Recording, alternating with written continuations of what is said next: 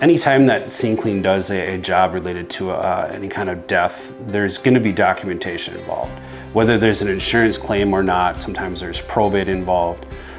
We fully document every job that we do. We go in, we take initial set of photos, we take photos during the process, we take photos after the process, and maybe even video if it applies.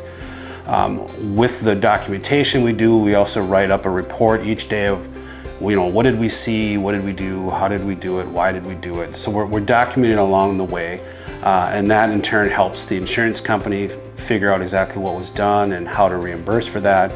Also with probate, in case there's questions that come up during the probate process, we will assist with those.